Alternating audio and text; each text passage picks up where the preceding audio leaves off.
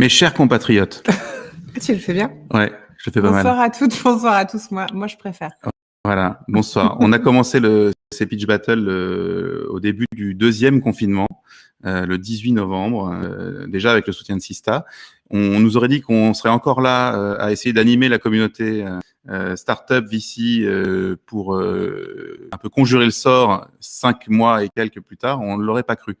Visiblement, on aurait pu même continuer, mais bon, c'est la dernière ce soir. On avait décidé que vous auriez plus envie d'aller prendre l'apéro que d'être en pitch battle à cette heure-là. Voilà, mais les choses ont été décidées autrement ce soir par notre président, mais bon, c'est pas le sujet. Il y a 18 mois, on a déjà eu la chance, sur une idée originelle de Simon Davla, de solliciter le soutien de Sista que nous avons eu. Et pourquoi? Parce qu'en fait, on avait un principe dans ces pitch battles. Tu peux le rappeler, s'il te plaît? Et oui, on avait décidé de monter des pitch battles complètement paritaires, avec à chaque fois un homme, une femme en VC et aussi des femmes CEO, puisque c'est malheureusement encore trop rare. Et c'est comme ça que Simon nous a dit, il faut rentrer en contact avec Sista, discuter avec Déborah, il y a des choses à faire. Et donc, depuis la première pitch battle, on est en partenariat avec Sista et on est très fiers d'avoir réussi à tenir pendant 5 mois toutes les pitch battles de façon paritaire. Et là, ça tombe bien. Regarde, tac, elle est là. Attends, elle est là. Elle est là. Salut Déborah. Hello, bonsoir à tous. Bonsoir. Merci beaucoup à vous deux déjà de votre engagement pour avoir des femmes. On sait que c'est pas facile. Les chiffres s'améliorent un peu. On a sorti un baromètre avec le BCG il y a quelques jours qui montre que en 2020, 21% des startups ont été créées par des femmes. Donc c'est pas énorme, mais voilà, la dynamique est là et ça s'améliore. Et avec des actions comme les vôtres de mettre des femmes en avant, je suis sûre que ça en inspirera qui arriveront derrière. Donc juste en quelques mots, si les gens qui nous regardent ne savent pas ce qu'est Sista, c'est un collectif qui a été créé par des femmes entrepreneurs et investisseurs, à savoir Céline Lazare, Tatiana Jama et Valentine de Lastérie. C'est un collectif qui vise à réduire les inégalités de financement entre les hommes et les femmes, l'écart de financement entre les hommes et les femmes, qui aujourd'hui est assez énorme. Aujourd'hui, il faut savoir que dans les startups financées par le capital risque en France, 85% de ces startups sont fondées par des équipes 100% masculines et 90% des fonds vont vers des équipes, 90% des fonds investis dans les startups vont vers ces équipes 100% masculines. Donc voilà un petit peu l'état des lieux. On a encore pas mal de boulot, mais moi je suis assez optimiste et assez certaine qu'on est sur la bonne voie et sur la bonne dynamique. Donc absolument ravie d'être avec vous ce soir. Merci beaucoup Déborah. Et alors du coup ce soir, comme c'est la dernière, on a un jury de gala. On a un jury de gala, voilà. Et donc commence par Laetitia. Première personne, voilà, qu'on va accueillir, c'est Laetitia. Bonsoir Laetitia, est-ce que tu peux te présenter rapidement? Oui, bien sûr. Merci de me présenter comme jury de gala. J'en suis très honorée. Et merci de m'accueillir sur cette pitch battle. Donc, je m'appelle Laetitia Talafieux. Je suis à la fois dans l'organisation du collectif Sista que Déborah vient de vous présenter. Et je suis aussi investisseur chez Astanor Ventures, qui est un fonds d'impact spécialisé dans l'agroalimentaire, qui investit dans les startups européennes à partir de la série A. Voilà, okay. Et ravie d'être avec vous ce soir. Merci beaucoup. Et en deuxième, ta partenaire ce soir sera Géraldine Lemeur. Bonsoir Géraldine. Donc Géraldine, qu'on a la chance de connaître depuis quelques années, qui nous a accompagnés dans les hauts, les downs, les naissances. Enfin, t'as un peu tout vu. Les naissances, c'est mieux. Mais bon, il y en a qui la connaissent pas. Et donc, est-ce que tu peux te présenter, Géraldine, pour ceux qui ont hiberné pendant les 10 dernières années? Merci. Je suis très contente aussi de faire partie du jury d'honneur. Donc, Géraldine Lemeur, je suis entrepreneur de mon état, mais aussi maintenant beaucoup plus investisseur, puisque mon dernier projet que je viens de monter s'appelle Le Fonds, et nous investissons en cross-border. Alors, j'ai monté ça au sein de French Founders, très basé sur l'humain, et on investit en cross-border sur des boîtes qui sont pensées globales dès le départ. En pas trop early stage, alors je fais plus comme j'ai pu faire à un moment donné. On parlait naissance, mon fonds précédent était vraiment dans les cuvettes, on était vraiment dans la fécondation in vitro. Là, on est plus sur des boîtes qui ont déjà compris un marché, un go-to-market, qui ont déjà des clients. et qui ont l'international à la roadmap sur les 18 prochains mois. Et je suis maintenant basée à New York après 14 ans de San Francisco, donc c'est tout récent, mais toujours aux États-Unis, avec évidemment du cross-border qui est naturellement de l'Europe vers les US, mais pas que, parce qu'on a une implantation Asie, on a une implantation Europe aussi très forte. Donc à partir du moment où on parle international, on ne parle pas forcément que les US. Et ces dossiers-là nous intéressent. Voilà. Merci beaucoup, Géraldine. Et donc, tu vas peut-être rappeler les règles. Je rappelle comment ça se passe. C'est très simple. Des CEO courageuses tentent le crash test de leur pitch en 5 à 7 minutes. Pourquoi 5 à 7? Parce que c'est plutôt le temps qu'il faut pour avoir un petit peu toutes les infos nécessaires sans rentrer trop dans les détails et surtout pour pouvoir bénéficier en moins de 20 minutes de feedback, de conseils, de critiques constructives et de toute la bienveillance de notre jury. Donc, plus vous pitchez longtemps, mesdames, et moins vous profitez de ces retours. Voilà, donc 5 à 7 minutes, c'est pas mal. Donc, on vous coupe pas en revanche. Donc, c'est vous qui gérez votre temps. Donc, on n'est pas à l'école, on le fait dans les conditions réelles. On a la chance ce soir d'accueillir. Donc, je fais dans l'ordre inverse de passage. Attention. On va terminer par Biv que Chanaise nous présentera. Donc, Chanaise est là. Voilà. Bonsoir Chanaise. Bonsoir Chanaise. Ensuite, on enchaînera avec Ma Bonne Fée et Delphine qui nous a rejoint est là, voilà. Bonsoir Delphine. Bonsoir tout le monde. Et on va commencer par un duo transborder, lui aussi, puisque tu as Laura qui est américaine et Muriel qui est française, si je ne me trompe pas. C'est ça. Voilà, Laura va pitcher en tant que CEO et pour les questions-réponses, Muriel la rejoindra. Laura, si tu peux nous partager ton écran, ça va être à toi. Je rappelle à ceux qui nous regardent qu'ils peuvent poster et poser des questions sur le chat. Voilà, comme tout le monde est devant Macron, je veux dire donc à ma mère et à toi. Non, je rigole. Mais bon, bref, toute personne qui regarde peut poser des questions. Ces trucs, c'est fini. Voilà. Donc, Laura, je mets un petit countdown, enfin, comment j'essaie au mieux de... Oui, c'est parfait. C'est très bien, ça fonctionne. C'est très bien. Impeccable. Okay. Et je nous mets 7 minutes maximum et tu me dis quand tu es prête et je lancerai le go et c'est à toi de jouer quand tu le souhaites. Je suis prête. C'est parfait. Allez, c'est parti. Bonsoir, je suis Laura Druitt, américaine installée en France, PDG et cofondatrice de Pourquoi Princesse, la première marque pour enfants qui brise les stéréotypes. Donc, ce soir, on va commencer avec quelques chiffres. 6 ans. C'est l'âge où les filles se croient moins brillantes que les garçons. Et cette pensée a un impact direct sur leur avenir. Seulement 27% des étudiants en école d'ingénieur sont les filles. Et les femmes sont surreprésentées dans la tech et les sciences. Ce sont des statistiques que mon mari et moi, on avait constatées lorsqu'on a appris qu'on attendait une fille. Comme tout parent, sa naissance a tout changé dans nos vies. Et on a compris que les inégalités femmes-hommes prennent leurs racines dans l'enfance. Mais plus que tout, on se demandait pourquoi notre fille serait-elle automatiquement une princesse et pas une astronaute ou présidente. Donc, quand on se promenait dans les rayons, rien ne me préparait pour le déluge de roses et de princesses qui m'attendait. Parce que aujourd'hui, quand on va dans les rayons d'enfants, c'est ça qu'on voit. Et pourtant, de plus en plus d'enfants et de parents veulent d'autres options moins genrées. Et ces alternatives n'existent pas, malheureusement.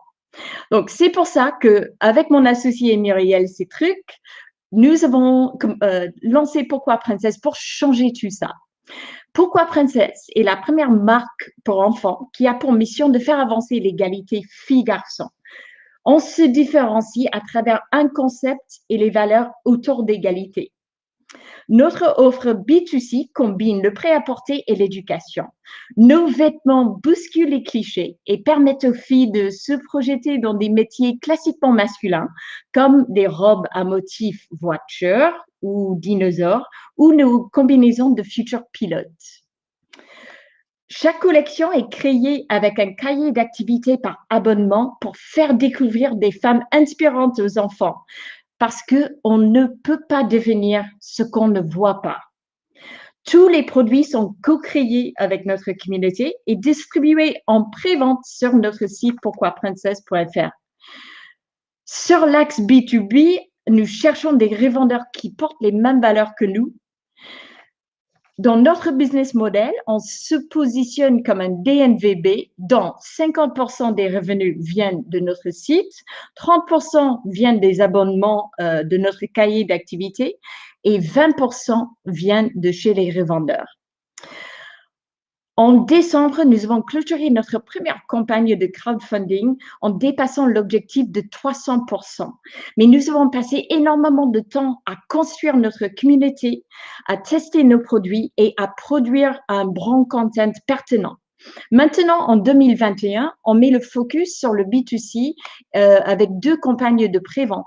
En 2022, on va lancer notre abonnement trimestriel pour les cahiers d'activité et on va ajouter et développer le B2B en France. Donc, pourquoi maintenant? Les mouvements MeToo, combinés avec une plus grande demande des consommateurs pour les marques engagées et moins genrées, ont même poussé les grandes entreprises comme Disney, Mattel et Lego d'agir et vraiment de répondre à cette nouvelle demande. Et donc, le moment pour le projet Pourquoi Princesse, c'est maintenant. Notre marché en France, pour les vêtements enfants, c'est 3 milliards. Mais nous, comme on est une équipe internationale, on a pensé dès le début qu'on a envie de développer ça en Europe et aux États-Unis et devenir vraiment une marque mondiale. Et donc là, on voit que le marché, c'est 110 milliards. Pour la presse de jeunesse, en France, on a 10 millions de lecteurs. Et vraiment, notre cible, c'est les 7 millions de familles en France qui sont CSP+, et Bac+5. Aujourd'hui, le marché de vêtements reste très, très genré. Les principaux acteurs sont très genrés, mais il y a plusieurs petites entreprises qui pourraient se substituer à Pourquoi Princesse, notamment Garçon Milano qui crée des vêtements pour petits garçons et aussi Chica Magazine qui est le premier magazine d'empowerment pour les filles. Donc, on voit que la demande est là et ce qui nous différencie, c'est que Pourquoi Princesse est vraiment la seule offre qui fait le lien entre les produits, l'expérience et l'éducation autour d'égalité.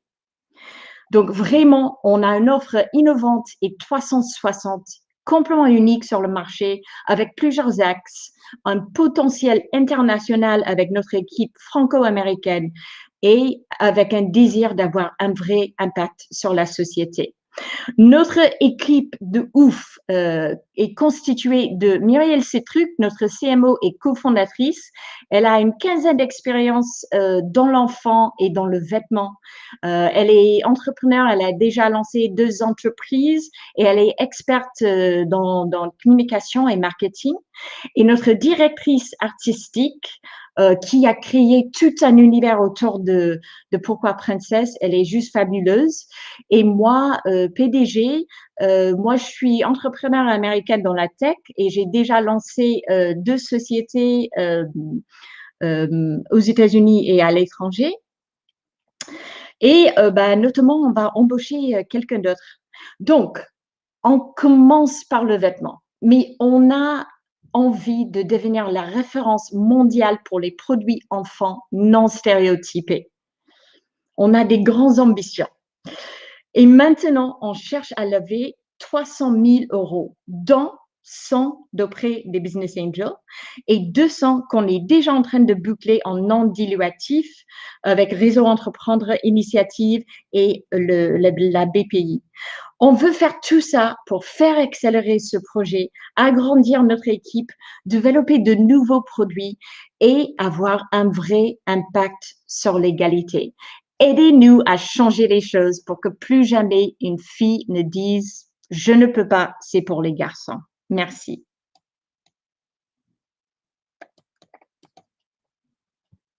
Hop. on a fait tomber son 7 iPhone. minutes Voilà, pile. exactement. Incroyable. Merci, bravo. Je ne sais pas si tu peux descendre un tout petit peu. Voilà, maintenant on te voit parce que pendant c'est vrai, sinon on ne te voyait pas. C'était nul de ne pas te voir. Mesdames du jury, on va donner la parole à Laetitia pour lancer les hostilités, si je puis me permettre. J'ai coupé les micros en revanche. Voilà, ok. Je me suis réactivée. Bravo pour ce très beau projet. On a présenté Sista en tout début de call ou d'émission. C'est tout à fait quelque chose qui fait écho à ce qu'on cherche à faire. Et pendant assez longtemps, on nous a demandé pourquoi on ne se focalisait pas plus sur la partie éducation. Pourquoi est-ce qu'en fait, on ne se centralisait pas plus sur les femmes qui ne veulent pas entreprendre, qui ne se sentent pas assez courageuses pour entreprendre. Je pense que là, on a à la fois la définition d'une femme CEO de ouf, comme tu présentes ton équipe, et qui, en plus, a un projet qui valorise justement cet aspect éducationnel. Donc, bravo. Je pense que c'est génial. Ma première question, c'est pas une question piège, c'est plutôt comment est-ce que ce concept-là se développe dans un univers de petits garçons. On sait que évidemment l'égalité homme-femme, ça passe pas que par les femmes. Nash, tu en es la preuve vivante. Il faut inclure les garçons, il faut inclure les hommes dans ce combat. Donc, comment est-ce que ce concept, si il se développe pour les petits garçons, comment est-ce que ça se déploie? En fait, j'adore cette question et c'est vraiment très, très important parce que Muriel et moi, on a des conversations tous les jours que, en fait, l'égalité et même le féminisme, ça passe par les hommes et les femmes et c'est hyper important. Et donc, la réponse pour moi, c'est qu'il n'y a rien dans notre univers qui est uniquement pour les filles et uniquement pour les garçons. On est consciente que, en fait, aujourd'hui, les filles commencent là et les garçons sont là. Donc, il faut aussi élever leur niveau dans la société. Mais quand même, on a plein de mamans qui a acheté le cahier d'activité « Je peux être pilote » pour leurs garçons. Et c'est très important parce qu'en fait, on montre les rôles modèles féminins qui sont pilotes. Et je crois que c'est primordial que les garçons aussi, ils entendent ces histoires pour qu'ils comprennent que les femmes aussi ont des parcours formidables, que les femmes aussi sont des pilotes et dans les métiers qu'on considère comme masculins.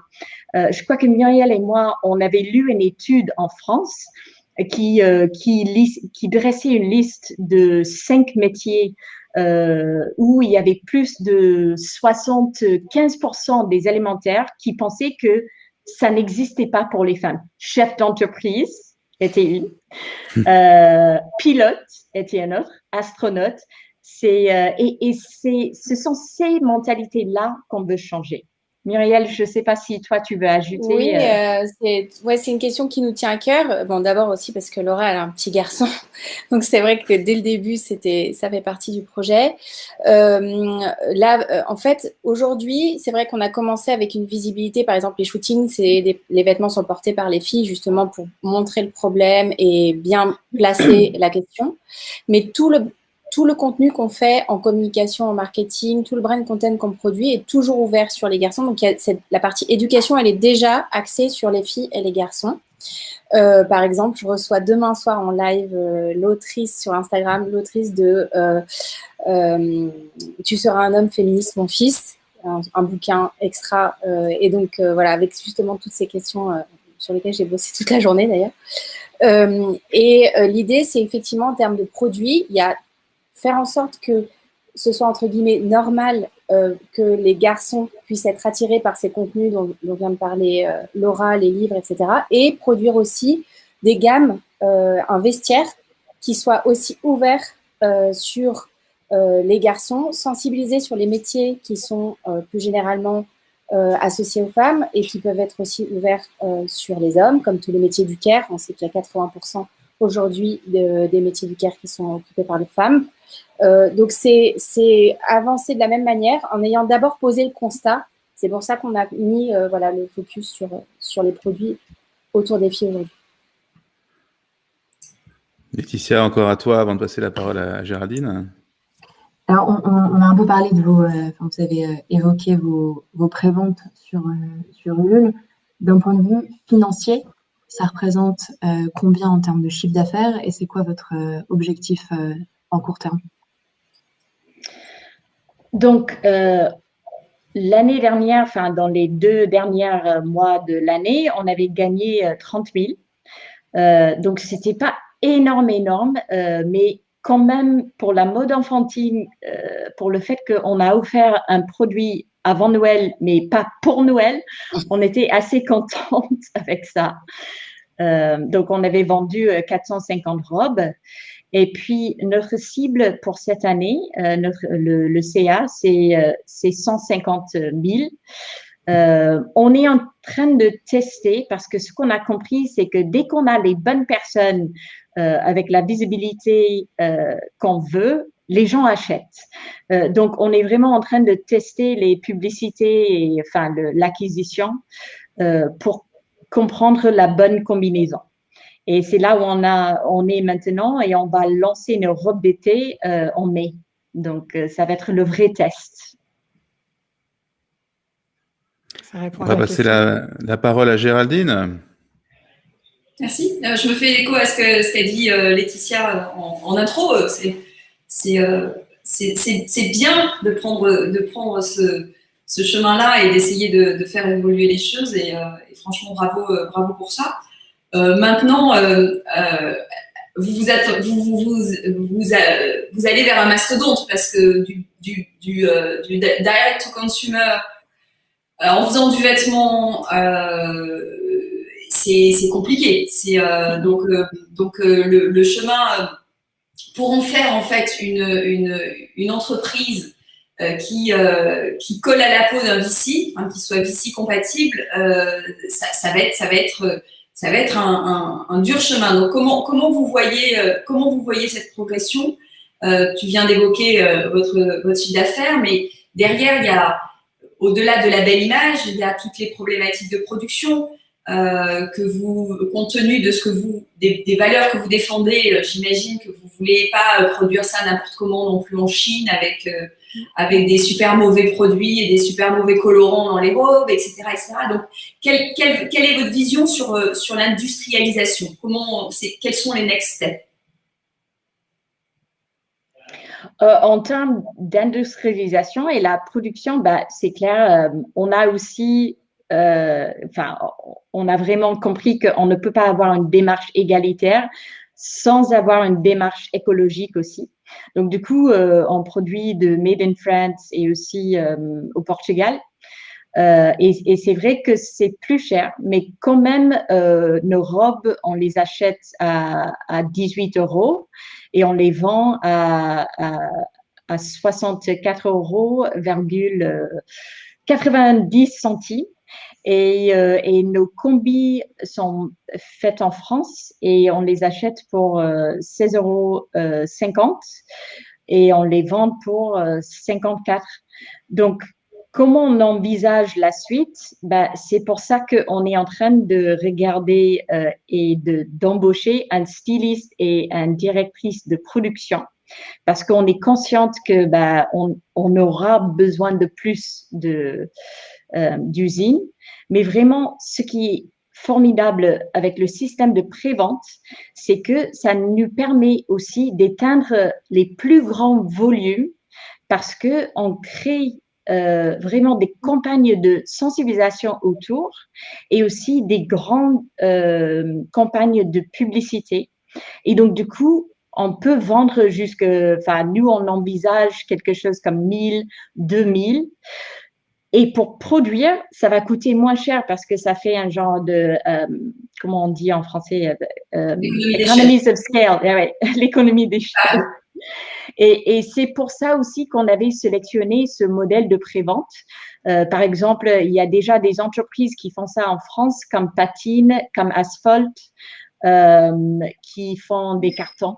Et nous, on veut faire ça, mais dans l'enfant. Muriel, je ne sais pas si tu veux ajouter quelque chose. Oui, C'est-à-dire qu'on essaye de créer un cercle vertueux entre la production justement qui se fait en décalé par rapport à la vente. Donc du coup, ça permet aussi, bon, bien sûr, il faut sécuriser des lignes de production qui sont, il faut avoir des vrais partenaires avec les usines, ça c'est essentiel. Donc ça c'est pour ça que c'est un poste essentiel, la personne dont tu as parlé, Laura. C'est aussi pour ça qu'on est sur le test du mix marketing parce qu'il faut voilà, un plan de marche hyper précis sur tout ce qui est marketing, communication.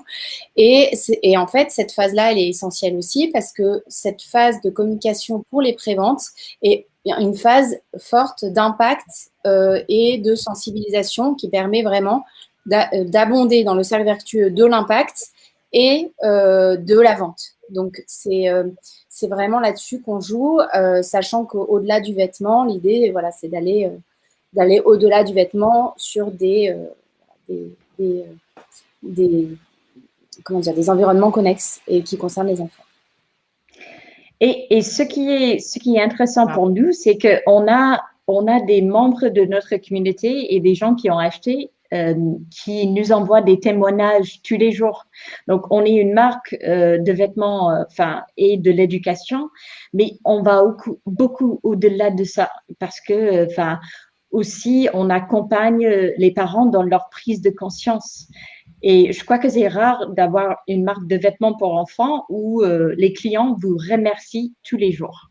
Donc, on est aussi dans cette démarche. Merci pour ta réponse. Est-ce que, Géraldine, tu as une autre question?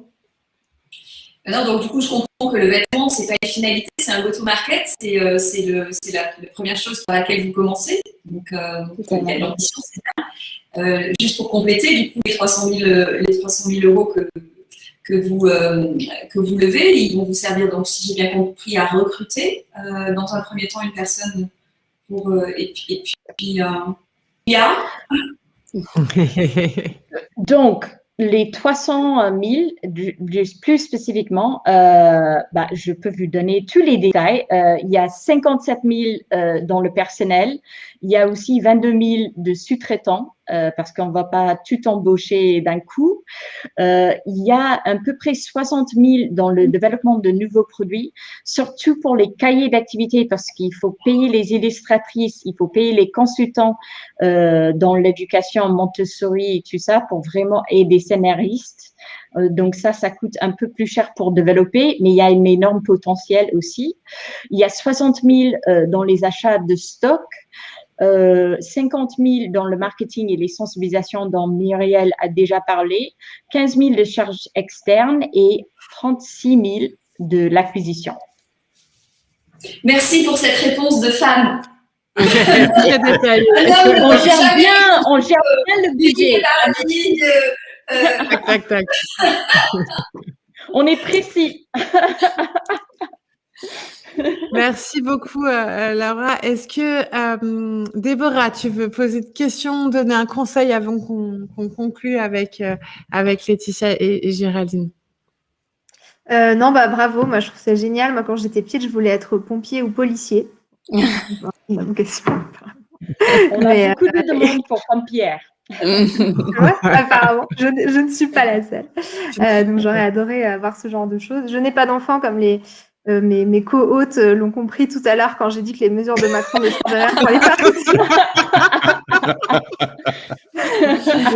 Donc, mais voilà, quand j'en aurai, si j'en ai un jour, je serai très heureuse que ce genre d'offre soit sur le marché. Donc, en tant que consommatrice, je trouve ça extrêmement intéressant. Moi, je vois vraiment bien. Moi, je suis beaucoup sur Instagram, un peu pour une autre vie, parce que je fais pas mal de yoga et je suis dans la communauté de yoga et je vois très bien, en fait, ta marque être portée par des influenceuses Instagram. C'est très à la mode en plus en ce moment d'avoir ces mamans qui parlent de leurs enfants, de la manière dont elles les éduquent, etc. Donc, je pense que tu peux vraiment, j'imagine que vous y avez pensé, hein, mais en tapant sur les bonnes influenceuses.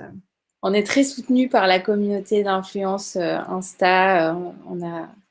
Et en effet, c'est un vrai truc. Ouais. Enfin, j'ai l'impression que en termes de contenu, ça se développe vachement, ce côté mompreneur, etc. Donc voilà, en tout cas, good luck et j'espère que votre projet ira loin parce qu'il est très beau et comme le disait si justement Laetitia, c'est en plein dans les valeurs de Sista. Donc, hâte de vous suivre. Super transition, merci. Est-ce que Laetitia, tu as un conseil à donner à C'est pas Princesse? Je pense que votre storytelling, il est bon. Je me fais pas trop de soucis sur l'aspect marketing et communication. Maintenant, moi, je suis investisseur, donc j'apporte des conseils pour pitcher à des investisseurs. Quand Géraldine a dit c'est une bonne réponse de femme, c'est aussi un bon pitch de femme dans la mesure où il y a très peu de chiffres. Et en fait, il faut pas avoir peur de montrer les métriques, de montrer les aspects financiers. Et surtout, quand on te demande ton chiffre d'affaires, ne t'excuse pas de faire si peu de chiffre d'affaires. Ta réponse, c'était c'est pas encore beaucoup, mais non, c'est très bien. C'est très bien. Voilà, on a commencé il y a 6 mois, donc c'est déjà exceptionnel. Et puis, on va faire encore mieux avec la collection d'été. Merci, ça c'est un très bon conseil. Il y a celui-là, et pareil dans l'aspect financier. Il vaut mieux parler en pourcentage sur tes marges. Tu nous perds en fait en disant il y a 10 € de coût, je les revends à X. Non, ta marge c'est tant. Pareil, comment est-ce que tu vas utiliser 300 000 ? Ce sera X% dédié à ça, X% dédié à ça. Comme ça, on a les grosses masses directement. Il faut t'imaginer que les investisseurs… C'est ce que j'ai fait sur le slide, mais pas dans la réponse. J'ai pas bien vu les slides. Voilà, ce serait mes conseils sur ce pitch. Merci beaucoup, Laetitia. Merci. Géraldine, est-ce que tu as un conseil? Exactement ce qu'a dit Laetitia. Et quand j'ai dit, il y avait peut-être un peu d'ironie quand j'ai dit c'est une réponse de femme. J'avais pas besoin d'en savoir autant à la virgule près. En fait, il faut pas. Tu sais, moi, et nos deux autres vont pouvoir se faire écho, mais il faut pas hésiter à faire rêver. Il faut emmener les gens dans ta vision, dans là où vous serez dans 5 ans, dans ce que vous avez. Aujourd'hui, aujourd'hui, je le dis à chaque fois, c'est mon exemple, mais vous avez envie d'aller sur Mars et aujourd'hui, vous avez peut-être juste le launchpad pour poser la fusée. Donc, il vous manque la fusée, les mecs à mettre dans la fusée, mais là où vous allez, c'est sur Mars. Mais si vous montrez ça, vous voulez aller sur Mars et qu'aujourd'hui, vous en êtes au launchpad, j'adore parce que je me dis, ah ouais, ok, elles en sont là aujourd'hui. Et c'est pas mentir. Encore une fois, c'est pareil avec le chiffre d'affaires, etc. C'est voilà où on va. Et vous revenez sur Terre en disant, et voilà où on en est aujourd'hui. Mais je comprends votre chemin et je me dis, elles ont déjà, c'est pas mal déjà ce qu'elles ont fait par rapport à là où elles veulent aller. Donc ça, je pense que emmenez les gens dans votre vision. N'hésitez pas là-dessus. Et puis après, de manière pragmatique, ne vous dispersez pas trop. Si aujourd'hui, vous pouvez avoir un partenaire qui fait la chose la moins importante, je ne sais pas si c'est le livre, qui est le booklet éducatif, ou si c'est les robes, ou si c'est… essayez de faire en sorte qu'il y a un point focus sur lequel vous êtes, parce que vous êtes toute petite, et de rassembler autour de vous des gens qui sont dans la même optique et qui vont pouvoir vous aider à avancer plus vite et plus fort. Voilà, si je pouvais apporter des petits conseils. Super. Ça, c'est un super conseil. Merci. Merci beaucoup. Merci beaucoup, Géraldine. Et je confirme, la vision, c'est quelque chose dont on a beaucoup parlé avec Géraldine. Et le fait d'être capable de la raconter à des investisseurs, ça vous permet aussi d'y croire vous et de vous raconter une histoire vachement plus sympa que le quotidien et de faire grossir votre boîte. Donc, n'hésitez pas à aller sur Mars rapidement. Oui, parce que pour to address the elephant in the room, nous, on a été biberonnés au conseil de Géraldine, entre autres, à San Francisco. Donc, on comprend bien.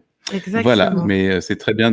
Cette piqûre de rappel, elle est bien pour nous aussi, Géraldine. C'est très bien. Merci, Géraldine. Merci, Laura. Merci, Muriel. On va passer à Delphine. Delphine qui est là. C'est ça. Delphine, tu peux commencer à partager ton deck, si tu le peux, pour Ma Bonne Fée. Et en revanche, il faut qu'on lui redonne la parole à Delphine parce que je lui ai coupé le clapet. Là. C'est toi qui as fait ça tout à l'heure. Comment tu m'accuses ? Maintenant, on t'entend. Voilà. Alors, et on te voit. Ouais. Normalement, là, vous voyez bien. Non. Un écran noir. On a un écran noir. Qu'on doit voir, mais… Alors que je viens de faire la même chose que ce qu'on a testé tout à l'heure. Ah. Donc, là, vous C'est bon, voyez. là, on voit. Ouais, Ouais. c'est bon. Ouais, mais je ne sais pas pourquoi. J'ai fait la même chose que tout à l'heure, Nash. Ça, c'est les aléas du direct, c'est terrible. Oui, c'est ça. Et là, C'est très bien. C'est parfait. là, vous voyez? Ouais. Tout à fait. On te laisse Ok, donc la super. parole. Tu nous dis quand tu parles. Eh ben, lançons. Donc, bonjour à toutes et tous. Merci beaucoup de cette opportunité à la fois à Light Me Up et puis Sista. Donc, je me présente, je suis Delphine Cochet, je suis la cofondatrice de Ma Bonne Fée. Aujourd'hui, la responsabilité sociétale des entreprises, c'est une réalité. Les grands enjeux des entreprises et leurs enjeux RH sont business et sont aussi tournés vers ce que j'appelle moi les richesses humaines qui les composent.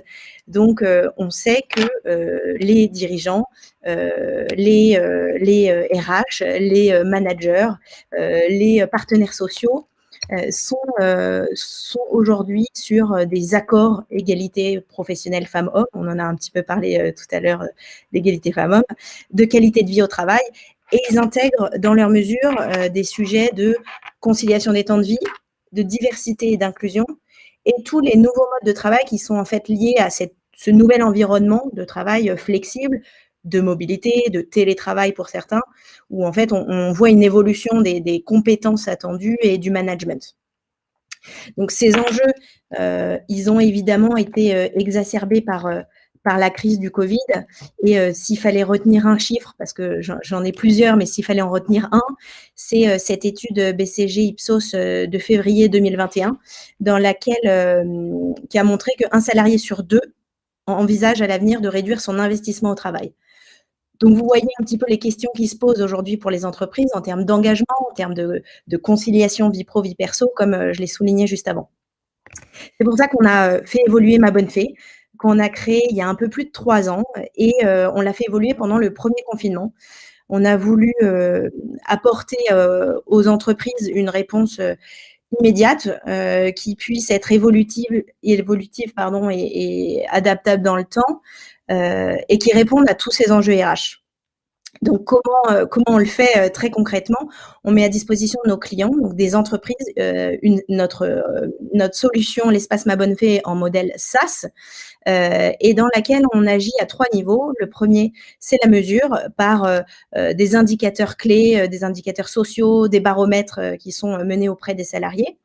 Le deuxième action, c'est la sensibilisation à travers des modules e-learning interactifs, des ateliers, webinars qu'on mutualise pour tous nos clients et qui nous permettent aussi de remonter à l'entreprise de manière anonyme et en tant que tiers de confiance, un peu les signaux faibles repérés dans l'entreprise auprès des collaborateurs.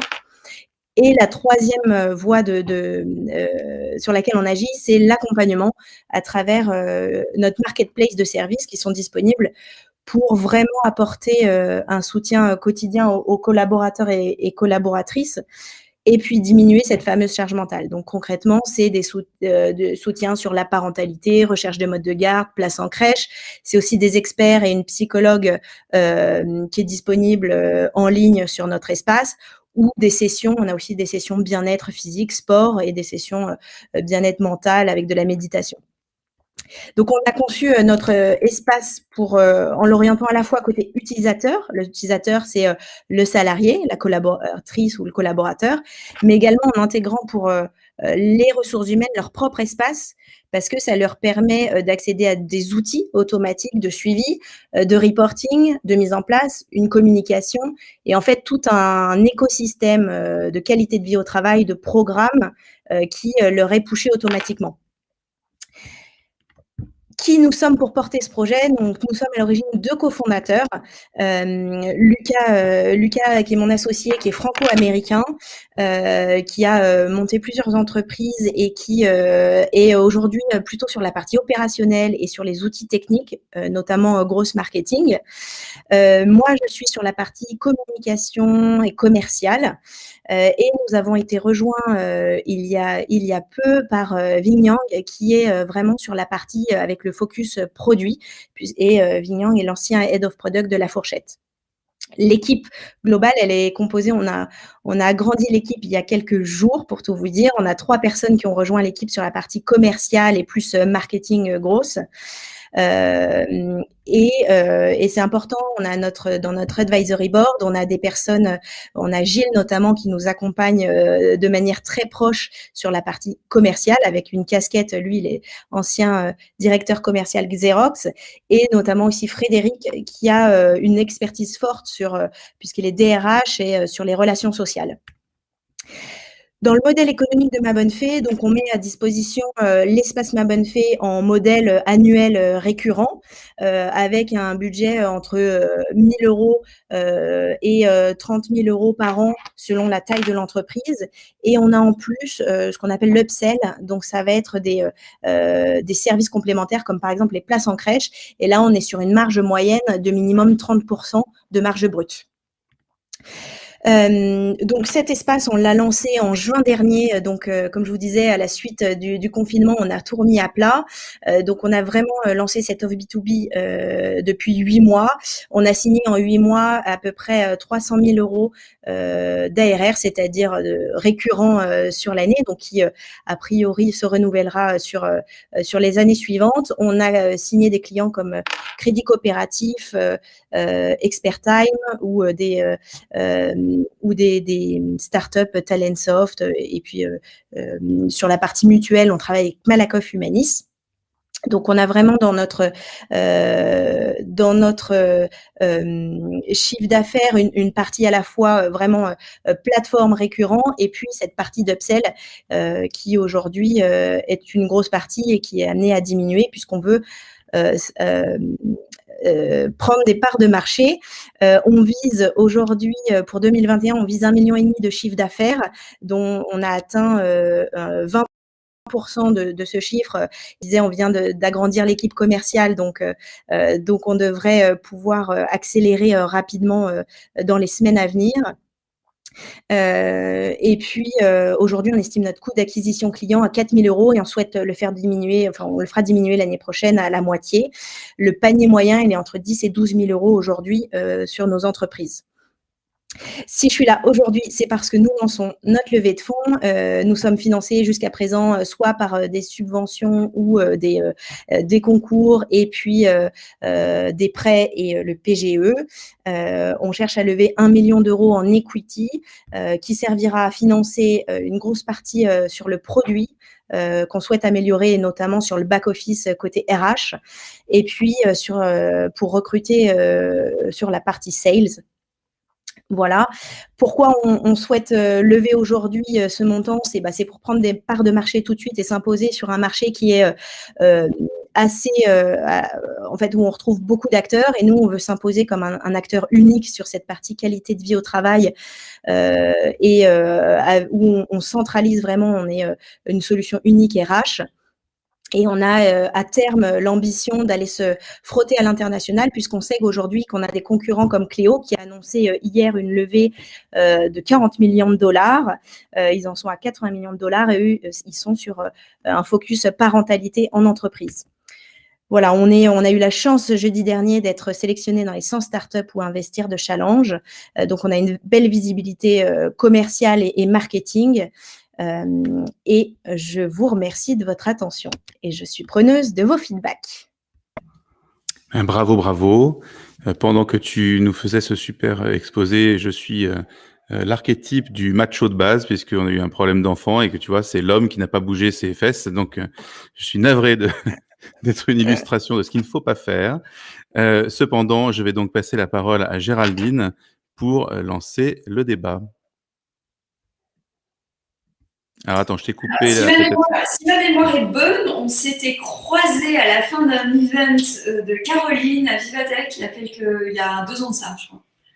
Vous étiez venu me voir et tu m'avais parlé de Ma Bonne Fée et vous faisiez à l'époque que de la parentalité, si je dis pas de bêtises. C'est exactement ça. La toute première fois qu'on s'est rencontrés, c'est même quand tu as lancé ton livre et que, je sais plus, j'avais répondu à un concours pour avoir la chance d'être invitée à la sortie de ton livre et je m'étais retrouvée au milieu de tonnes de personnalités du monde entrepreneurial en me disant wow, voilà. Et effectivement, bravo pour l'évolution. C'est un beau challenge relevé. Moi, ce qui m'intéresserait, c'est de savoir pourquoi vous avez tout d'un coup regardé plus large, parce que le côté, enfin voilà, il y avait déjà énormément de sujets sur la parentalité. Effectivement, on avait évoqué à l'époque les concurrents, enfin en tout cas l'écosystème américain. Et donc du coup, qu'est-ce qui a motivé et pourquoi c'est plus porteur pour vous? En tout cas, de toute évidence, ça l'est parce que vous avez signé des clients. Donc, Alors, en fait, nous, de toute façon, clairement, notre porte d'entrée, ça reste la parentalité parce qu'en fait, on s'est fait une image et on est connu sur ce pan-là. Donc, très clairement, ces discounts avec l'école en échange, crédit coopératif, etc., nous, même Talentsoft, sont venus vers nous sur cet aspect parentalité. Et en fait, on s'est rendu compte que lié à la parentalité et aujourd'hui, les retours des DRH qu'on a, en fait, sur la notion de parentalité, tu retrouves, en fait, c'est vertical un peu plus large de conciliation des temps de vie, de diversité et d'inclusion, parce que tu as le sujet de l'égalité femmes-hommes, et tu as aussi comment, dans ces nouveaux modes de vie qui vont être aujourd'hui très différents de ce qu'ils étaient hier, puisqu'on va avoir le remote, le télétravail, etc., et comment s'intègre la parentalité dans ces sujets-là. Donc, de toute façon, la parentalité, elle reste dans ces 3 axes-là, un de nos axes évidemment forts. Après, ce dont on s'est rendu compte, c'est que quand on échange avec nos clients, si on parle parentalité, pour eux, ça limite le champ et ça limite à qui ils s'adressent dans leur entreprise, quand aujourd'hui, ils cherchent des solutions qui sont globales, qui s'adressent à toute l'entreprise. Donc, c'est aussi pour ça qu'au lieu d'être sur le chapeau parentalité et ces 3 briques, on a plutôt fait l'inverse, même si notre gros cœur, effectivement, historique, c'est d'accompagner sur la parentalité. C'est comment, de manière générale, on peut accompagner toute l'entreprise avec des focus peut-être plus spécifiques sur tout ce qui est lié à la parentalité. D'accord. Ok, je comprends tout à fait. Et même si la parentalité devient de plus en plus un sujet d'actualité, avec notamment en France, enfin, mais partout, mais avec les écoles qui sont fermées, donc c'est des vrais sujets d'accompagnement. Et du coup, ça m'amène à une deuxième question qui est un peu un clin d'œil marketing, mais une question marketing, c'est le branding Ma Bonne Fée, c'est voilà, il y a quand même un petit côté très crèche, très maman, très féminin et qui nous place tout de suite dans un univers qui, pour le coup, répond pas forcément à ce que tu viens d'évoquer, non? Enfin, est-ce que c'est un sujet ou c'est pas un sujet? Alors, c'est évidemment un sujet, que ce soit aussi bien sur ce qu'on fait et le côté international. Donc, c'est un sujet. Aujourd'hui, c'est juste qu'il n'est pas prioritaire de manière très immédiate parce que, comme tu t'en doutes, on est une toute petite équipe, que je suis, moi, notamment sur la partie commerciale jusqu'à présent, tout ce qu'on a fait. Donc, j'étais globalement la seule commerciale sur le sujet. Donc, c'est 300 000 euros. Voilà, c'est en ramant et donc c'est aussi des questions de priorité et donc ça sera certainement un sujet qui sera abordé ne serait-ce qu'avec ceux qui vont nous accompagner dans la levée de fonds et nos investisseurs. C'est aussi des sujets sur lesquels… Mais je pense que c'est un sujet, même si c'est un sujet important quand tu vas aborder les investisseurs parce que tu allumes un truc dans la tête des gens. Si tu t'appelles Ma Bonne Fée ou Mon Bon Génie, tu allumes quelque chose. Et il y a un côté très B2C, peut-être je fais un peu, je vais pas trop sur la marque, mais c'est aussi un message que tu vas envoyer aux investisseurs que tu vas avoir de où est-ce que tu te places. Donc, il ne faut pas le laisser complètement de côté, ou il faut l'aborder peut-être dès le départ aussi en mode, bon, on sait qu'on va faire autre chose, ou on sait qu'on va faire ça, peu importe, mais bien le positionner. Voilà, c'était mon petit feedback. Ça marche, merci.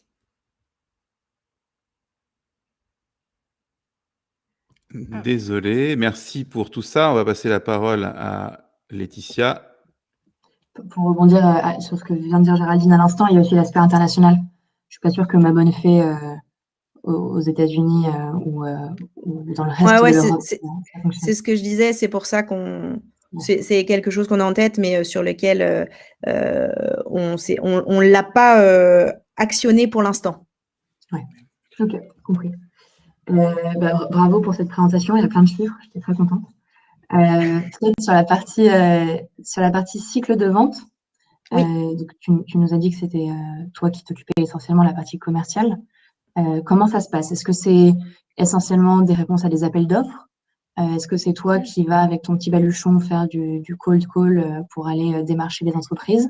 Combien de temps ça dure? Qu'est-ce que tu mets en avant? Ouais. Alors là-dessus, nous, on a mis en place une stratégie évidemment d'inbound et de gross marketing qui est, pour rien te cacher, très performante. Donc, on a, pour te donner un petit peu des chiffres, puisqu'en plus, tu aimes bien les chiffres, là, aujourd'hui, on a créé, tu vois, un peu dans notre, on va dire, dans notre funnel pipeline d'acquisition, on a près de 20 000 leads qui sont qualifiés. On en a la moitié qui sont actifs, c'est-à-dire qui ont soit cliqué, en tout cas, enfin, qui ont suivi un événement ou qui ont lu un article ou qui ont lu un mail, etc. On en a qualifié plus de 800. Et là-dessus, sur les 800 qualifiés, c'est-à-dire qui présentent vraiment un intérêt, on arrive à obtenir à peu près 1 sur 3 en rendez-vous. Donc, tu vois, ça fait que moi, en 8 mois, là, j'en ai rencontré plus de 300 qui présentaient un intérêt. Et là-dessus, j'en ai signé plus de 10%. Donc déjà, ça, c'est pour les chiffres. Comment donc on est sur des schémas classiques de marketing automation avec, je vais donner les noms, les termes un peu anglais et qui, je pense, te parleront et peut-être moins à d'autres auditeurs, mais sur du lead nurturing, on a mis en place tout un système de scoring justement pour savoir sur quel prospect se concentrer, et puis qui est lié aussi avec toute la stratégie de communication que moi je mène et sur laquelle, tu vois, on a une communauté assez RH, assez qualitative. Pour te donner un exemple très concret, on organise des webinars à destination des RH dirigeants à peu près 1 fois par mois, et j'ai en moyenne à peu près 200 RH qui participent de manière active, qui suivent et qui sont pas des clients, mais plutôt des prospects, voilà. Et vous avez des clients qui ont déjà churné? Et si oui, pourquoi? Alors, on en a 2 qui ont churné parce que c'était au tout début, on avait fait on faisait un mois de découverte et pardon, je vois un chat et mes enfants me regardent. En fait, là-dessus, c'est pas complètement perdu, c'est juste que l'entreprise n'arrive pas à se mettre d'accord entre le CSE qui veut le mettre en place et les RH de qui va porter le projet au sein de l'entreprise. Donc, c'est plus une idée de communication interne, et une autre qui n'a pas renouvelé l'essai, mais qu'on revoit le mois prochain parce que ils ont quand même des nouveaux enjeux avec l'actualité. Donc, c'est plus parce que à l'instant T, c'est des churns qui avaient eu lieu au mois de juin, au tout début, mais pas depuis depuis le mois de septembre, on n'a aucun churn. Ok, super clair. Merci Déborah. Est-ce que tu as une question ou un conseil? Yes, non, hyper intéressant. Je pense que le sujet que vous targetez est central. On fait tous et toutes partie ici, je pense, de la génération qui effectivement a des attentes différentes au travail, et les entreprises sont quand même très perdues par rapport à ça. Donc, je pense que leur offrir un outil pour les accompagner, c'est extrêmement intéressant. Moi, je ne sais pas si tu traites ça, mais j'ai beaucoup de demandes, et je sais qu'il y a déjà d'autres startups qui le font, hein, mais beaucoup de demandes chez Cita sur comment gérer le sujet de la mixité au sein des équipes, etc. Vous l'avez intégré ou pas du tout, ce sujet? Ouais. En fait, tu vois, dans nos 3 verticales, justement, la diversité, l'inclusion, aujourd'hui, la manière dont on l'adresse, elle est assez spécifique à l'égalité femmes-hommes. Et très clairement, quand on définit la problématique de nos clients, je vais pas te mentir, une des problématiques dans le top 3, c'est la féminisation des équipes. Tu vois, on travaille avec Crédit Coopératif. Là, je cite un grand groupe, mais ce serait pareil avec Talentsoft, qui est plutôt sur la partie start-up. pourquoi est-ce qu'on est mis en place? C'est parce que on veut créer un écosystème et une entreprise dans laquelle il fait bon le vivre et dans laquelle la conciliation des temps de vie n'est pas un sujet et dans laquelle la parentalité est abordée. Donc, on en revient à parler de ce sujet de la parentalité, notamment, et à la fois pour les femmes et pour les hommes. Donc, nous, on adresse à plusieurs niveaux. Encore une fois, si je reprends un peu nos actions, on a à la fois des modules de sensibilisation e-learning qui sont des modules interactifs qu'on a mis en place. Tu vois, là, on les a mis en place le mois dernier. Donc, c'est des petits modules très, avec des mini-vidéos, des quiz et sur lesquels justement l'entreprise va axer, ça peut faire partie de l'onboarding, ça peut faire partie des objectifs des OKR, des managers, que leurs équipes suivent ce module. Et puis ensuite, on a les ateliers de sensibilisation qui sont collectifs à tous nos clients.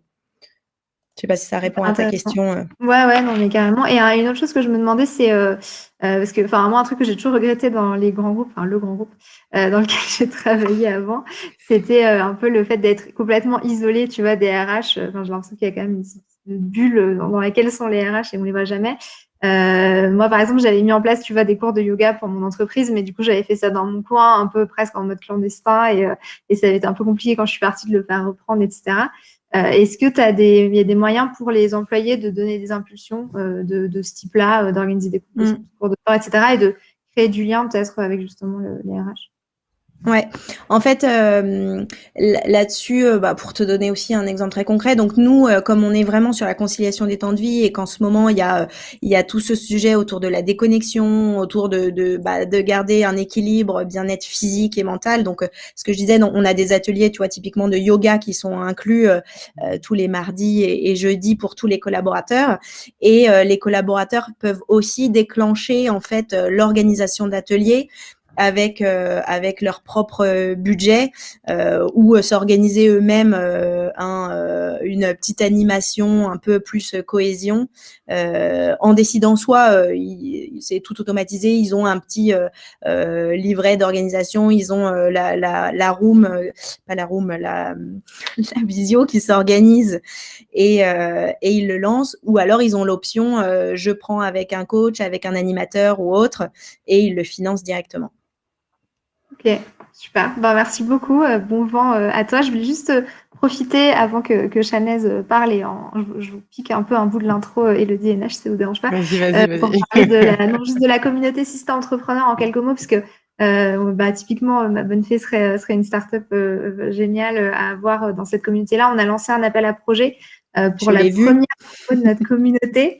Je vous ai remis le lien dans le chat là avec le formulaire où il y a toutes les infos, les critères, et vous pouvez candidater grâce à ce formulaire. Ça démarre à mi-mai. C'est une communauté hyper forte, hyper outillée. On essaie vraiment d'ouvrir tout le réseau Sista pour les entrepreneurs qui le rejoignent, pour les aider à la fois à faire croître leur start-up et à lever des fonds. Donc, candidatez, soyez les bienvenus. Et Chanaise, en fait, a fait partie de notre MVP qu'on a lancé début janvier de cette communauté. Donc, elle pourra, si elle veut, vous en dire quelques mots.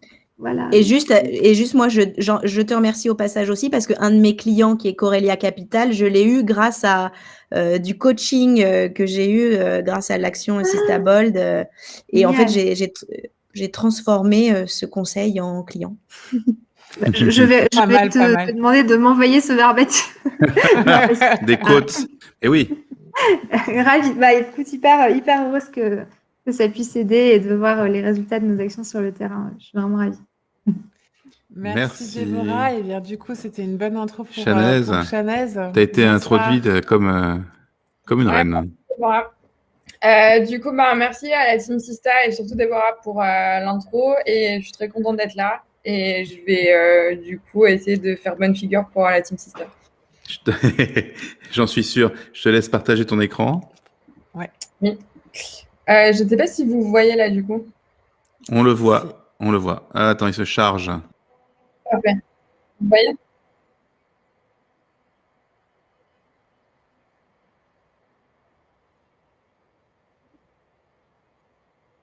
Est-ce que vous voyez ?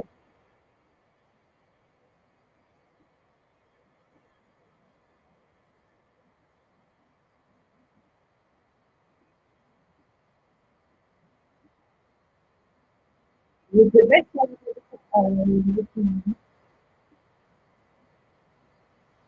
du coup, je commence. Alors, BIV, en fait, c'est le one-stop shop du véhicule électrique. Donc, en fait, là, ce que je vais vous présenter, c'est le projet de 2 personnes qui étaient dans l'automobile et qui, justement, ont eu l'idée de s'attaquer au marché des véhicules électriques. Donc, pour commencer, le véhicule électrique, c'est un énorme marché. C'est 46% des Français aujourd'hui qui souhaiteraient rouler en véhicule électrique. Et pourtant, ça représente 15% des ventes en concession et au niveau national. La problématique est très complexe. Aujourd'hui, si vous voulez acheter un véhicule électrique, en gros, vous devez non seulement aller chercher votre véhicule électrique, pas forcément être conseillé concernant le choix de votre véhicule ou sinon s'il est adapté à vos besoins. Après, réfléchir à comment en fait installer une borne de recharge et comment vous recharger à domicile ou dans votre entreprise. Savoir aussi quelle aide vous pouvez avoir en fonction de là où vous habitez, en fonction de votre type de profil, si vous êtes une entreprise, etc. Comment vous allez vous recharger si vous partez en vacances, comment vous achetez un câble, etc. Donc, en fait, tous ces éléments font que aujourd'hui, le parcours client est très parsemé et permet pas en fait aux personnes de pouvoir avoir une expérience qui est suffisamment intéressante pour accéder au véhicule électrique. Donc aujourd'hui, BIV en fait propose de simplifier l'achat du véhicule 100% électrique. Et comment on fait ça? En proposant en fait un interlocuteur unique pour une expérience fluide et simple. L'objectif, c'est de vous aider, vous, à dénicher du coup votre voiture électrique, vous proposer une solution de recharge qui est adaptée à vos besoins, qui vous permet de bénéficier de toutes les aides, que ce soit des crédits d'impôt, des aides régionales, etc., en fonction de là où vous habitez et en fonction de votre profil, et de vous proposer tout un écosystème de services autour, à savoir des câbles, l'assurance et du financement. Aujourd'hui, comment on fonctionne? On ne détient pas le stock en propre. Par contre, on a signé des partenariats avec des concessionnaires automobiles qui nous sourcent le stock et on est en discussion avec des constructeurs automobiles qui souhaiteraient aussi passer par nous pour qualifier leurs besoins. On travaille aussi justement à augmenter le panier moyen et à fidéliser plus de clients avec des financeurs qui nous permettent d'avoir plus d'options de financement pour nos clients. On propose aussi l'installation de bornes de recharge directement sur BIV. Donc, l'objectif, c'est qu'une personne qui vienne chez nous puisse trouver sa voiture et installer sa borne de recharge avec l'équipe qui la contacte très rapidement, qui lui permet d'uploader ses documents, de signer son devis en ligne et de payer en plusieurs fois. Les avantages, c'est qu'on a un BFR négatif, qu'on augmente le taux de conversion et qu'on augmente le panier moyen de ces clients-là. Comment on fait ça? Donc, en fait, on a aujourd'hui une équipe d'experts en électrique qui nous permet d'avoir un onboarding aujourd'hui en moins de 2 minutes pour connaître la véhicule qui correspond aux besoins, de faire un rappel en moins de 2 heures avec un objectif à 30 minutes d'ici la fin de 2021 et d'économiser jusqu'à 14 000 € sur le prix catalogue du véhicule grâce à nos partenaires et à des prix attractifs. Les résultats sont là parce qu'aujourd'hui, on a un score NPS de 60% versus 33% chez un concessionnaire et des avis Google et du coup aussi un taux de recommandation qui est assez élevé auprès de notre base de clients. Notre produit est toujours en constante évolution pour répondre aux problématiques de nos clients. On propose aujourd'hui un simulateur et un comparateur de véhicules. On package les offres, donc il y a aussi la possibilité de prendre le véhicule plus les bornes, voire juste le véhicule ou juste la borne, de bénéficier des aides, de signer en ligne et de faire des paiements en plusieurs fois pour pouvoir s'adapter aux problématiques de nos clients.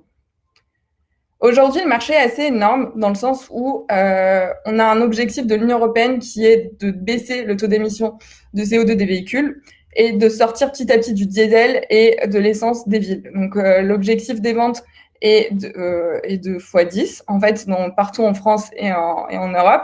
Et tout ça fait que les constructeurs et les concessionnaires ont un peu une pression pour vendre plus de véhicules électriques, mais ont un peu de mal à maîtriser tout cet écosystème-là qui fait la complexité du véhicule électrique, d'où l'intérêt de BIV pour eux en tant que partenaire qui va leur permettre en fait de vendre plus de véhicules et d'atteindre leur objectif de vente, mais aussi de permettre au maximum de Français qui souhaitent acheter un véhicule électrique de passer au véhicule électrique. Le marché des bornes de recharge est aussi énorme. Aujourd'hui, il y a moins d'1% des copropriétés qui sont équipées en bornes de recharge avec un objectif des objectifs très élevés qui sont fixés par le gouvernement. Au niveau des habitations individuelles, c'est pareil. Du coup, le marché est assez énorme et les entreprises aussi ont des obligations d'installation de bornes de recharge pour leurs utilisateurs, mais aussi pour leurs clients qui souhaitent venir, par exemple, typiquement les restaurateurs, les centres commerciaux, etc.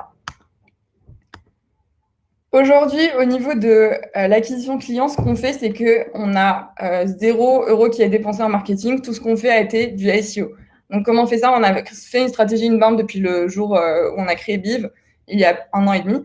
Et on se positionne sur des mots-clés qui apportent beaucoup de valeur. Typiquement, ça va être la fiscalité des véhicules électriques. On va créer des livres blancs qui vont expliquer aux clients comment fonctionne un véhicule électrique, comment fonctionne la fiscalité, comment fonctionnent les bornes.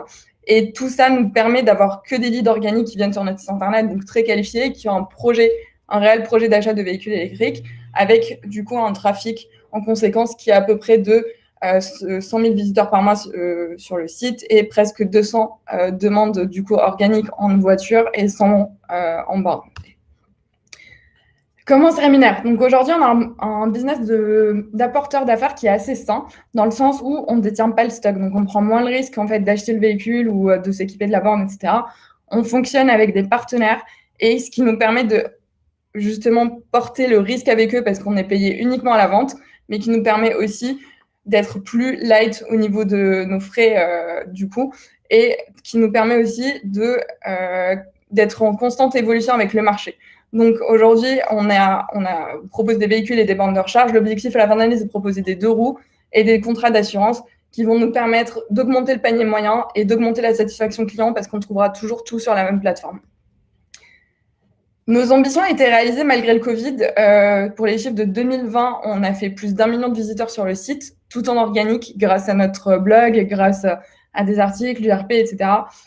Avec du coup un budget marketing à 0. On a fait plus d'1 million d'euros de volume d'affaires, avec un take rate à peu près de 5% qui est en augmentation, avec de nouveaux services qu'on va proposer. Donc aujourd'hui, on veut lever. Pourquoi? Parce qu'on veut renforcer les barrières à l'entrée et on veut scaler.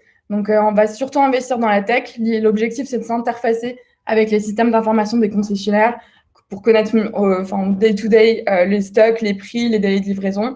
Pouvoir lancer un dashboard pour les concessionnaires qui sera un peu un SaaS qui leur permettra de vendre plus de véhicules électriques et d'aider sur une grosse pain qu'ils ont. De développer aussi un espace personnel où on pourra traiter plus de leads sans avoir besoin de grossir l'équipe sales. On va aussi investir en gros en lançant plusieurs villes. Là, aujourd'hui, on est surtout sur l'Île-de-France, mais on a aussi lancé Lyon et Marseille. L'objectif, c'est de lancer encore plus de villes en France et d'augmenter le trafic SEO avec une grosse concentration de notre budget marketing dessus et augmenter le moyen avec le cross-selling, c'est à savoir les assureurs et du coup aussi tout ce qui est service d'entretien, etc. Et au niveau des sales, on va surtout travailler sur les partenariats pour pouvoir renforcer notre présence à niveau des partenaires et pouvoir lancer des offres du coup de financement et de bornes et de 2 roues qui vont solidifier notre proposition de valeur et notre marché. Donc l'ambition, c'est de devenir la solution complète pour passer au véhicule électrique simplement, sachant que cette problématique, c'est pas qu'une problématique française, c'est une problématique qui est européenne. Et c'est une problématique qui est mondiale parce qu'aujourd'hui, on a besoin d'aller sur des véhicules qui sont moins polluants et on est très en retard. Et l'objectif de BIF, c'est de justement pouvoir aider les personnes qui le souhaitent et qui en ont besoin de passer au véhicule électrique sereinement.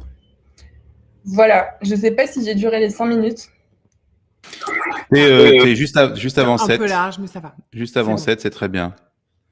Voilà, on va sans doute donner la parole à Laetitia. Hop là. Voilà.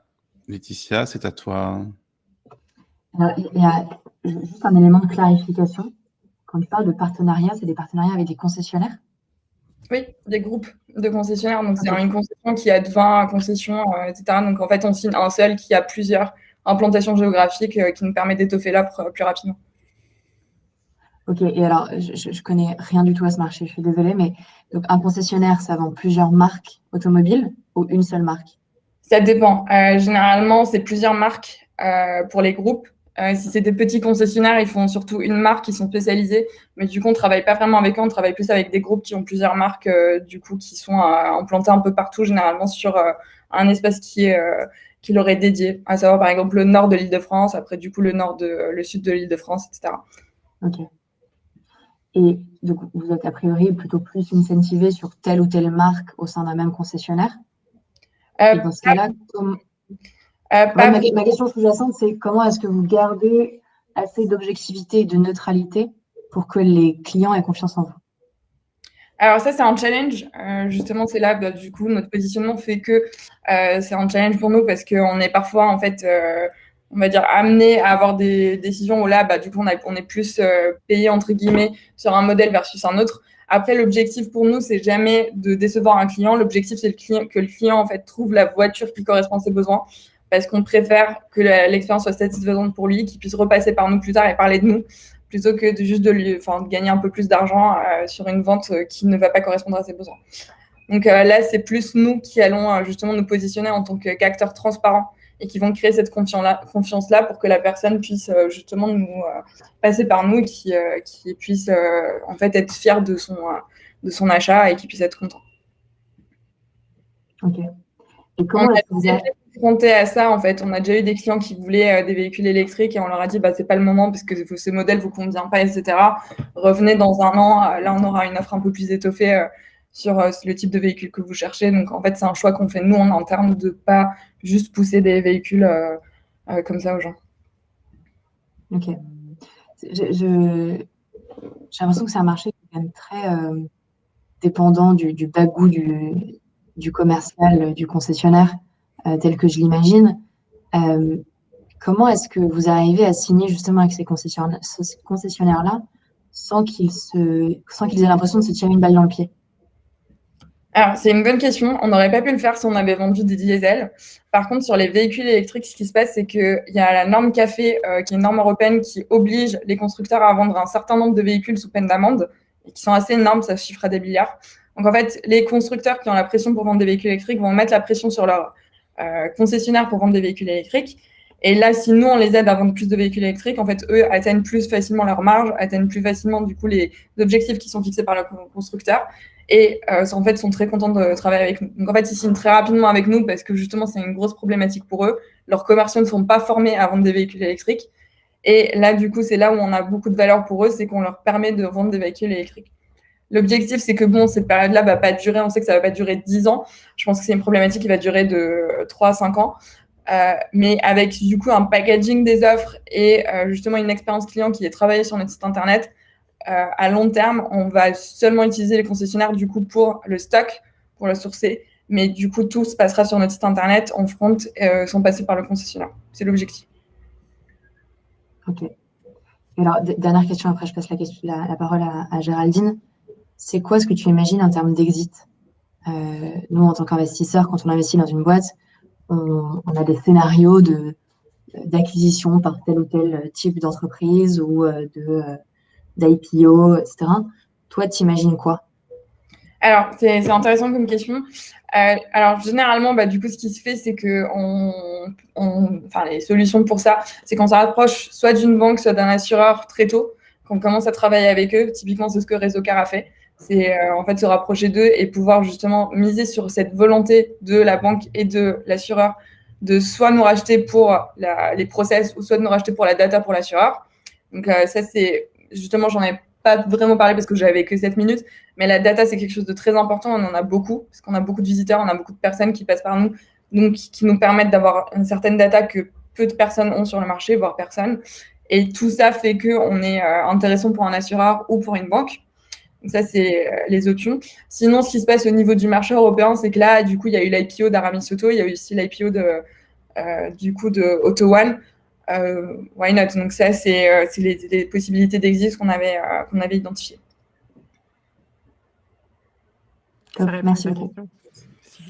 Géraldine. Je vais rebondir sur les dernières questions de Laetitia et ta réponse en fait. Tu parlais de lever de l'argent pour fermer un peu tes barrières à l'entrée.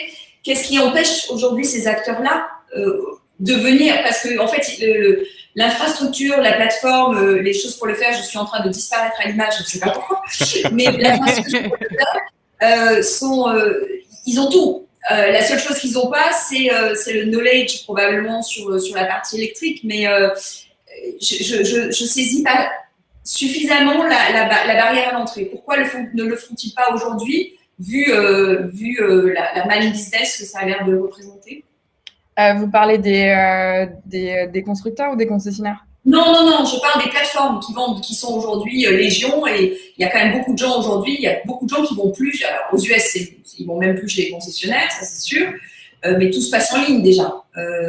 Donc pourquoi ces gens qui ont déjà pignon sur rue sur le marché européen de la vente de voitures côte-côte classiques en ligne font pas le véhicule électrique? Alors, c'est assez simple. En fait, c'est toujours pour les nouveaux produits. Ce qui se passe, c'est que, en fait, vu qu'aujourd'hui, ça représente quoi? C'est 2% du marché. Généralement, c'est trop petit pour eux pour investir totalement dans ça et d'aller déduire, par exemple, une équipe, etc. sur ça, jusqu'à ce que ça soit trop tard et qu'en fait, ils doivent pivoter du coup pour faire ça. Donc aujourd'hui, ce qui se passe, c'est que, par exemple, là, on avait eu le cas il n'y a pas longtemps, c'était un gros concurrent, une grosse banque qui proposait des contrats du coup de véhicules.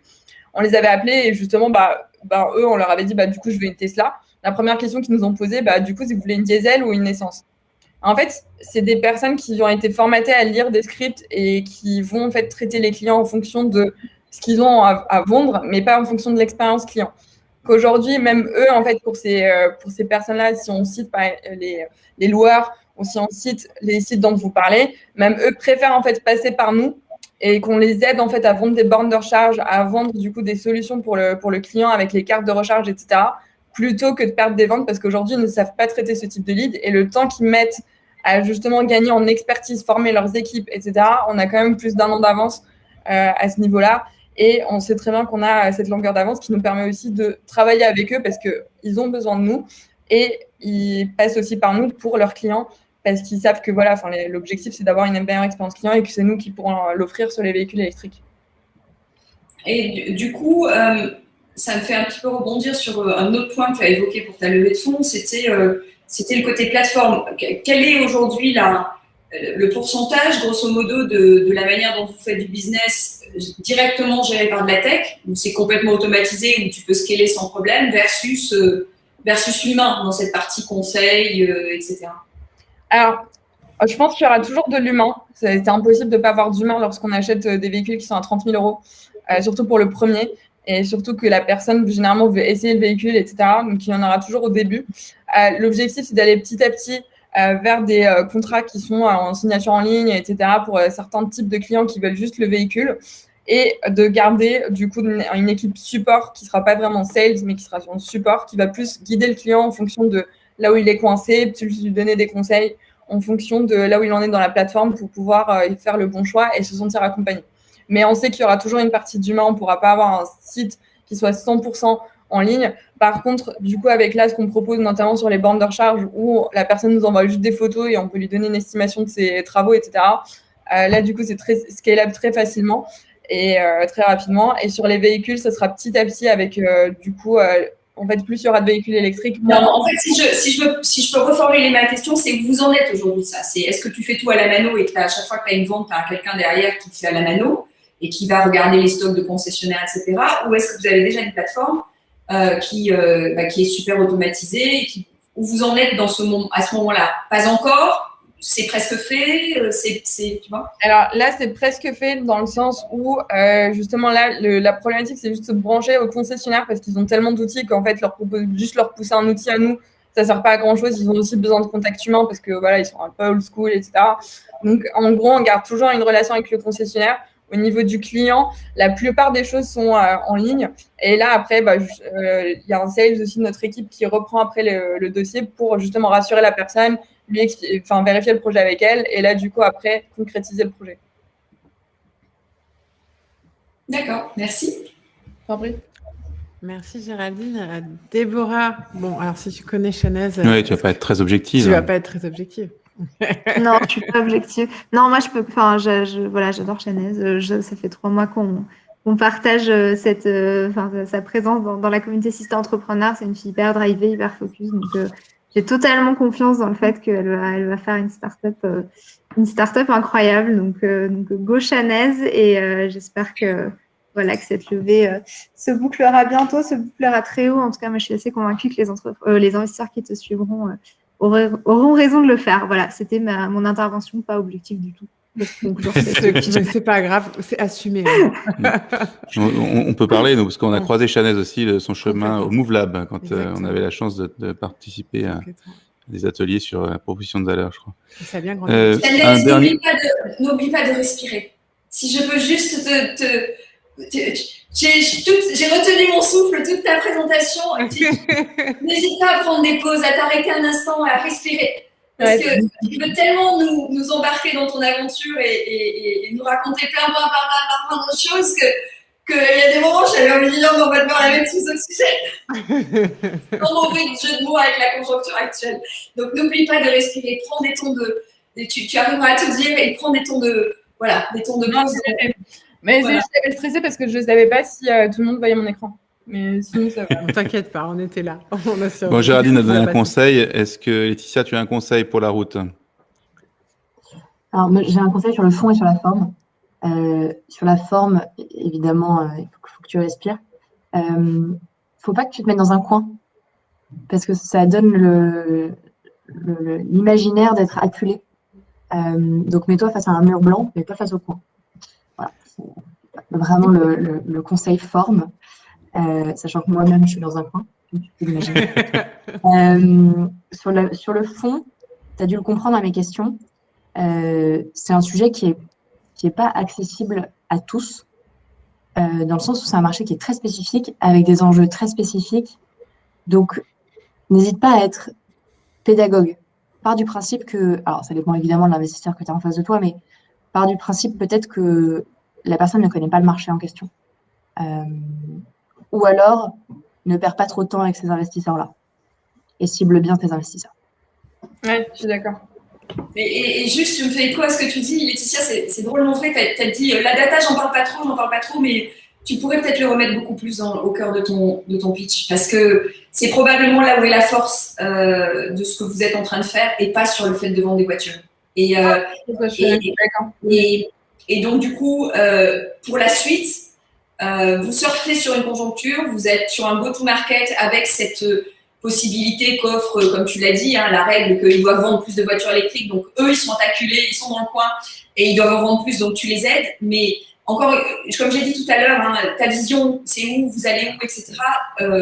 Et peut-être que la data peut renforcer vraiment ton pitch au niveau pour l'investisseur, qui verra peut-être plus de perspectives à court et moyen terme. Ouais, je suis d'accord. Merci. Merci à tous. Il a fallu que ce soit une dernière pour une première pour une dernière, mais c'est la première fois qu'on est aussi long. Merci Géraldine d'être restée aussi longtemps. Je t'avais même pas demandé, alors que tu es en pleine journée, si tu avais un hard stop. J'en ai un à 4 heures, mais tu vois, ça va. Ouais, non, mais je suis ravi. J'ai ripé sur ce coup-là. J'avais prévu. C'est gentil. Tu t'es dit, voilà, c'est les Frenchies, ils vont pas respecter les horaires. Tu as bien fait. Merci à toutes pour cette. Je sais pas si on met tout le monde, effectivement. Ouais, je sais pas, je teste. C'est compliqué. Non, il manque des gens, ça marche pas. Donc, merci à toutes. Si, voilà, là, on a tout le monde. C'était une dernière. J'en ai les larmes aux yeux, disons. C'est la dernière de la saison. Bon confinement phase 3 à tout le monde, sauf à Géraldine et Déborah qui est en Suisse. Et puis, on se retrouvera peut-être un de ces jours. En tout cas, on a été ravis de faire ce bout de chemin avec Sista. On a été surtout ravis d'avoir la chance de profiter du temps de VC avec et de BA et de CEO successful avec tant d'expérience et d'envie de partager. Et on espère que ça a été utile pour cette petite soixantaine de startups qui sont passées. Voilà. Merci. Ouais, et pour reprendre le conseil de Géraldine, on va avoir un peu de vision. Et donc, Déborah, la prochaine, on l'a fait en vrai, en présentiel, non masqué, dans quelques semaines. C'est ça, en fait. Bien sûr. On relance une saison présentielle. Vacciné. Voilà. Et vacciné, bien sûr. Merci à toutes. Merci beaucoup. Déborah, tu veux faire un petit mot de la fin? Oui, le mot de la fin pour Déborah. Non, juste voilà, un grand merci à vous pour cette première saison et avec grand plaisir pour des pitch battles / apéro en vrai dès qu'on sera tous vaccinés. Peut-être à New York aussi. Alors. Merci beaucoup. Avec plaisir. Merci Géraldine. Merci Géraldine. Merci Laetitia. Merci bravo à toutes les CEO. Bravo à tous. Et à bientôt. Bonne route. Au revoir. Au revoir. Bonne soirée. Au revoir. Merci.